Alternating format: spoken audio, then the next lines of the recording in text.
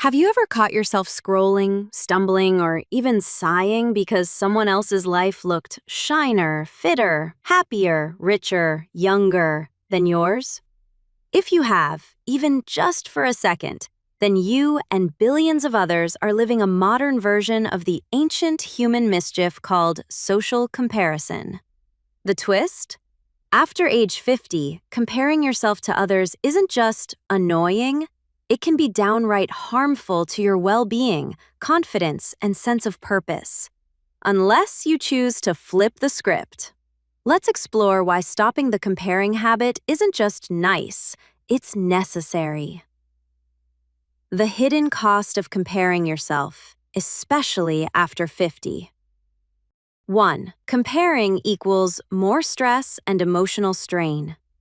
A major meta-analysis of social comparisons shows nearly half of all people naturally engage in upward comparing, looking at someone better off than themselves. Only about 18% choose lateral comparison, or looking at peers or comparisons that don't harm self-worth. For us over 50, that often translates into, why don't I look like them? Why isn't my life like his? What if I'm behind? But here's the science twist. This kind of comparing doesn't improve health or happiness. In fact, in many aging studies, subjective well-being among older people is higher than in younger age groups, when comparisons are internal, not external.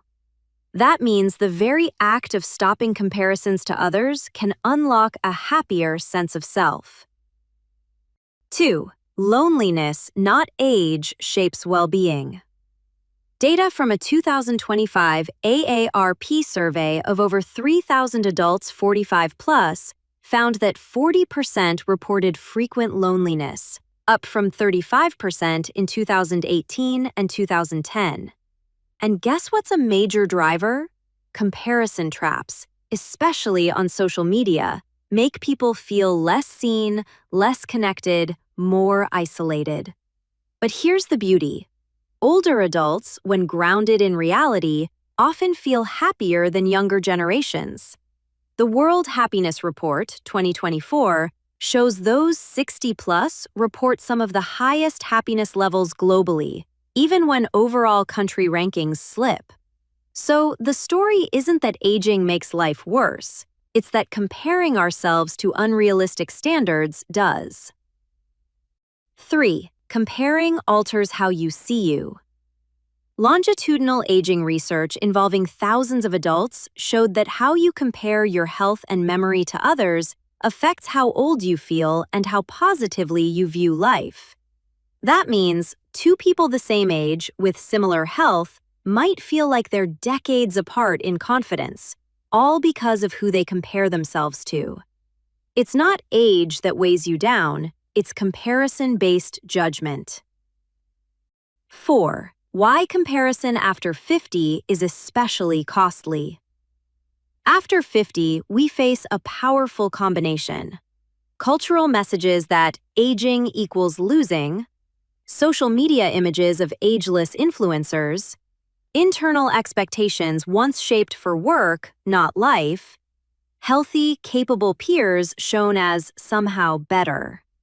But here's a stunning insight from research in aging psychology and lifespan development. Older adults actually compare less than younger people and tend to feel less relative deprivation because they focus more on inner values, self-acceptance, and life tasks. That means your generation is naturally wired to break free from the comparison game, if you choose to. 5. Real-life truth. You are more than a comparison score.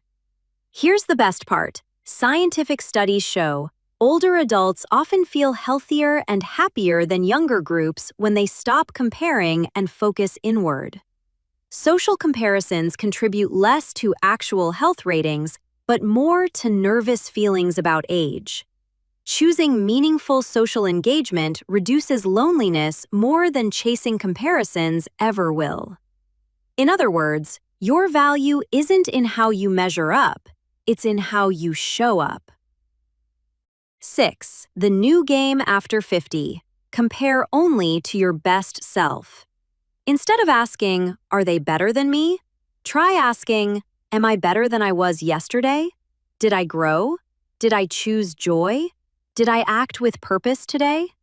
That's not just motivational fluff, that's research-backed psychology. Neuroscience and gerontology studies show people who anchor their sense of self in internal progress rather than external comparison experience less anxiety, report higher self-esteem, age with more satisfaction, and yes, feel younger inside than their chronological age. 7. Final thought. Comparison is optional. Growth isn't. So let's make this a promise, not a slogan. Stop comparing with others. Start comparing with your highest potential. Because after 50, you're not finishing a race. You're mastering the art of living. You're not fading. You're redefining what success feels like. And you're not past your best moments. You're stepping into a new era of self-authorship. If your eyes ever wander to someone else's life, gently remind yourself, my path is uniquely mine. My growth happens only at my pace. That, my friend, is how extraordinary aging actually happens. Let's start a new tradition, not of comparing, but of celebrating your own evolution. Curious for more insights on beyond half-century living? Let's meet again on our other videos.